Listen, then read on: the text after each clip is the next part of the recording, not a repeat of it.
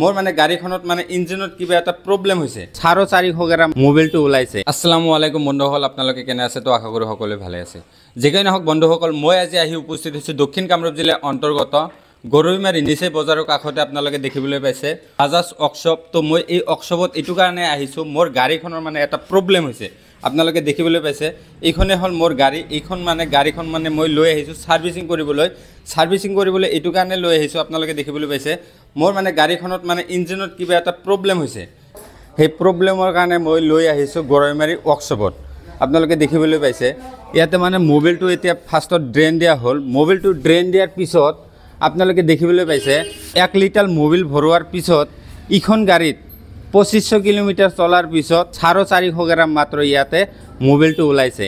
এইটো কিহৰ কাৰণে ওলাইছে?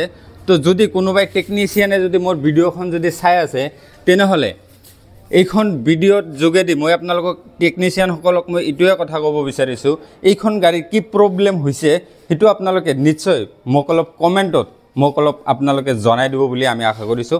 আপোনালোকৰ পৰা মই এইখন গাড়ীৰ কি প্ৰব্লেম হৈছে সেইখন মানে মই আপোনালোকৰ পৰা অলপ হেল্প খুজিছোঁ।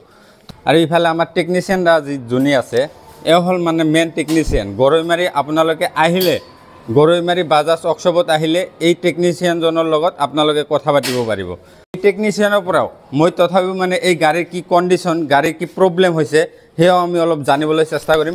দাদা, আপুনি যে এইখন গাড়ী যে মোৰ মোবাইলটো যে ড্ৰেইন দিলে, আপুনি যে আৰু যে এইখন গাড়ী যে অলপ চলাই কিনে চাই কিনে আপুনি ইয়াৰ কণ্ডিশ্যনটো কেনেকুৱা পাইছে আপুনি অলপ জনাই দিব নেকি? কণ্ডিশ্যন এনে বাকী বেছি প্ৰব্লেম হোৱা নাই। আপোনাৰ যিটো পিষ্টন আছে পিষ্টনৰ ৰিংগতে কেইটা মানে বহি গৈছে, সেইকাৰণে অলপ মানে মোবাইলটো খাই আছে।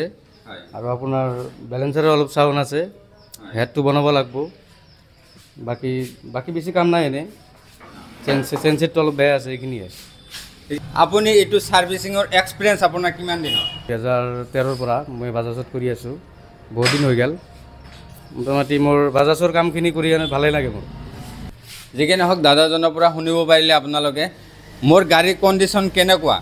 আৰু আপোনালোকে আহিব ইয়াতে মানে ধুনীয়াকৈ মানে এওঁলোকে মানে গাড়ীটো ছাৰ্ভিচিং কৰি দিয়ে। আপোনালোকৰ যদি গাড়ীৰ কিবা প্ৰব্লেম থাকে, বাজাজৰ যিকোনো গাড়ী হওক, আপোনালোকে ইয়াতে লৈ আহিব। আপোনালোকে ধুনীয়াকৈ আপোনাৰ সপোনৰ গাড়ীখন আপুনি ইয়াতে ছাৰ্ভিচিং কৰি লৈ যাব পাৰিব। আপুনি এতিয়া যাব নালাগে গুৱাহাটীত, আপুনি যাব নালাগে এতিয়া ছয়গাঁও বিজয়নগৰ, আপোনাৰ নিচে গাঁৱতে আপুনি পাই যাব বাজাজ ৱৰ্কশ্বপ ডিলাৰ। আৰু মই আপোনালোকক এইটোৱে কথা ক'ব বিচাৰিছোঁ, মোৰ গাড়ীৰ কি প্ৰব্লেম হৈছে যদি কোনোবাই টেকনিচিয়ানে মোৰ ভিডিঅ'টো চাই আছে প্লিজ আপোনালোকে কমেণ্ট কৰি মোক জনাই দিব বুলি মই আশা কৰিছোঁ। তো আজিলৈ ইমানে। জয় অসম, আসসালামু আলাইকুম।